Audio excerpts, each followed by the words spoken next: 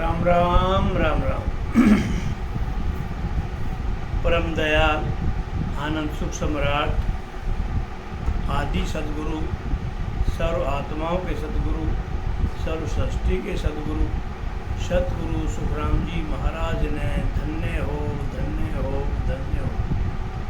राम सेवा में राम जी राम राम।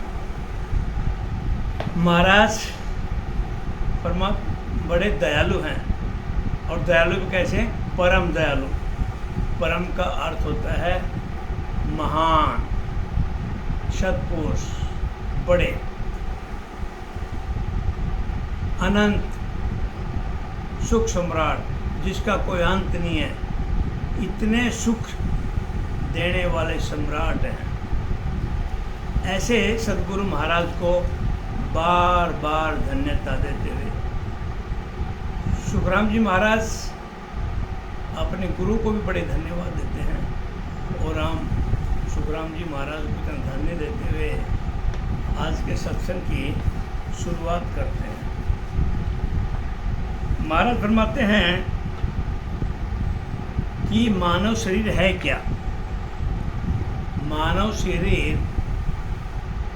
एक हीरा जैसा शरीर 84 लाख योनियों में सबसे श्रेष्ठ है वो मानव शरीर।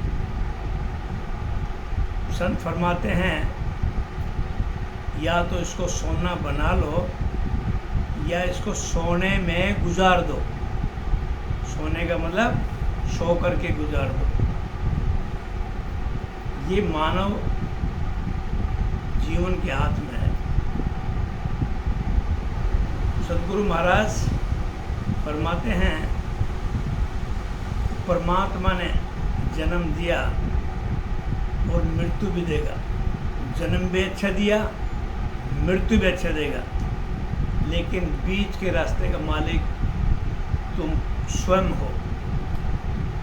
उस रास्ते को तय करने का जो नज़रिया है वो तुमने करना है। जैसा करनी करोगे वैसी बढ़नी करोगे। महाराज फरमाते हैं जैसी शक्ति वैसी भक्ति। तुम माया की भक्ति करोगे तो माया रूपी सुख मिल जाएगा। ब्रह्म की भक्ति करोगे तो ब्रह्म की प्राप्ति हो जाएगी। जैसे महाराज ने दृष्टांत दिया, जल का ही जल में मिले, मिट्टी का मिट्टी में मिले। और जो ब्रह्म की भक्ति ब्रह्म करे और ब्रह्म को ही ब्रह्म में मिले, ऐसा महाराज फरमाते हैं। महाराज फरमाते हैं सदगुरु महाराज की जब कृपा हो जाती है तो उस अमरलोक की प्राप्ति हो जाती है। सदगुरु महाराज फरमाते हैं कि परमात्मा उन पे प्रसन्न होते हैं जो परमात्मा की भक्ति करते हैं, जिनका मन निज मन बन जाता है। जब तक मन से निज मन नहीं बनता तो घट में सत शब्द की जागृति नहीं होती, और घट में जब तक सत शब्द की जागृति नहीं होती तो मानव शरीर बेकार है। ये आत्म चेतन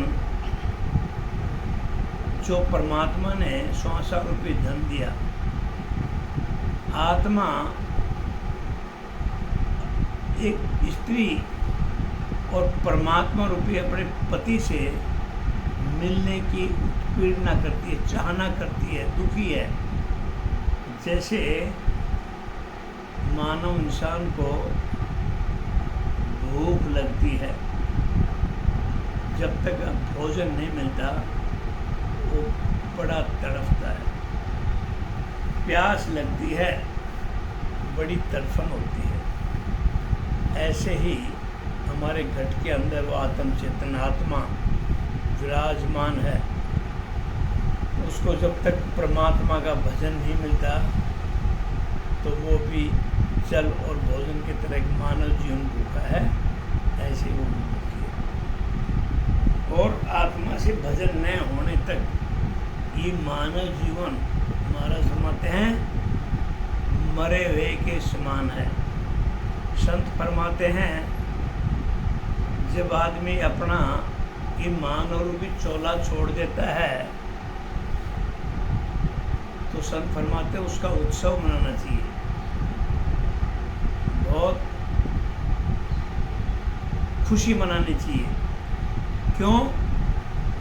जो मानव प्राणी इस संसार में आया और परमात्मा का भजन करके एक भवसागर को छोड़ करके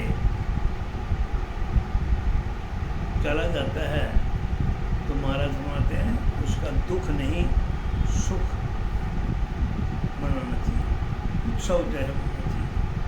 संत फरमाते हैं दुख तो उनका करना चाहिए जो जीते जी उस परमात्मा का भजन नहीं करते।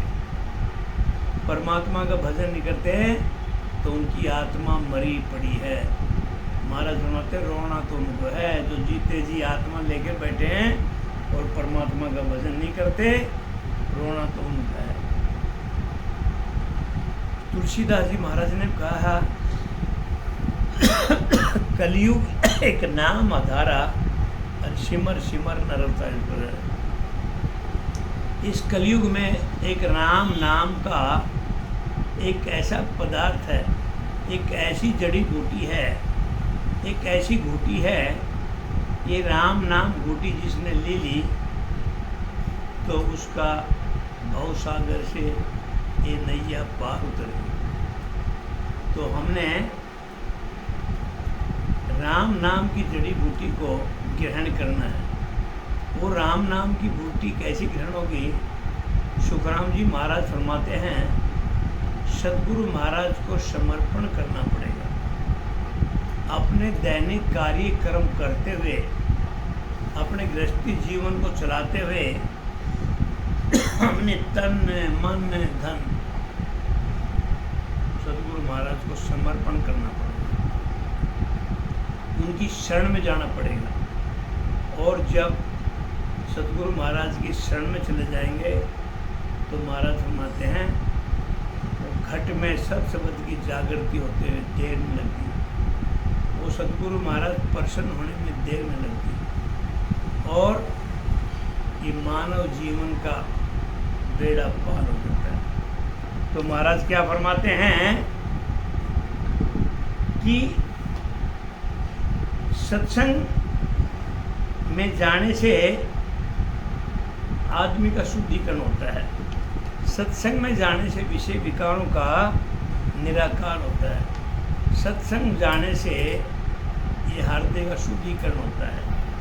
तो सत्संग जैसी संगत वैसी रंगत। इंसान दुखी क्यों रहता है? महाराज फरमाते हैं इंसान घर बदलता है, लिबास बदलता है, रिश्ते बदलता है, दोस्त बदलता है, लेकिन संत फरमाते हैं ये सब बदलने से मानव जीवन का सुख नहीं मिलता। यदि उस परमात्मा की भक्ति चाहता है, सुख चैन चाहता है तो खुद को ही बदलना पड़ेगा। तो महाराज फरमाते हैं यार दोस्त परिवार घर परिवार लिबास बदलने से कुछ नहीं बदलता, अपने आप को बदलना पड़ता है। ये संसार कहने को तो बोलते हैं, महाराज फरमाते हैं ये लाखों का मेला ठेला है। और सुखराम जी महाराज फरमाते हैं अरे ध्यान से उतर के देखो ये जीवन में जाना तो अकेला ही है। संसार में कोई हमारा कुटुंब परिवार बंधु पति पत्नी स्त्री बेटा पुत्र कुछ नहीं है, जो है राम जी का नाम है। और जिसने राम जी को अपना बना लिया उसने अपने भवसागर से मैया को पार उतार लिया। तो महाराज फरमाते हैं कि मृत्यु एक विश्राम है, उत्साह है। बार बार ये फरमाते हैं इसके ऊपर दुख पीड़ा नहीं करनी चाहिए। दुख पीड़ा तो जिंदे जी परमात्मा का भजन नहीं करते उनका करना चाहिए। महाराज बार बार फरमाते हैं सदगुरु को अपना हाथ थमा दो किसी की चरण वंदना करने की जरूरत नहीं है। सतगुरु को अपना बना लो, किसी की विडंबना की जरूरत नहीं है। महाराज फरमाते, बार बार फरमाते हैं सतगुरु का, कि गुरु महाराज ने जो ज्ञान दिया है, सतगुरु विधि से भजन करने से घट में सत शब्द जागृति होने में कुछ मात्र समय में घट में वो आत्म चेतन में सत शब्द की जागृति हो जाती है। वो निज मन प्रसन्न हो जाता है, आत्म चेतना हो जाती है। कब होता है? जब हम प्रेम से उस परमात्मा की भक्ति करते हैं। प्रेम ही परमात्मा है। संत फरमाते हैं जहाँ प्रेम है उधर परमात्मा की उपस्थिति होती है। जहाँ प्रेम है उधर परमात्मा है, जहाँ प्रेम नहीं है उधर परमात्मा नहीं है। संत ऐसा फरमाते हैं, सत्संग में जाना है, उससे घट में प्रेम की उमंग पैदा होती है। सत्संग में जाने से विषय विकारों का निवारण होता है। सत्संग में जाने से त्रुटियां खत्म होती है। सत्संग में जाने से शील शांत संतोष पैदा होता है। मन की विकृतियां भाग जाती हैं।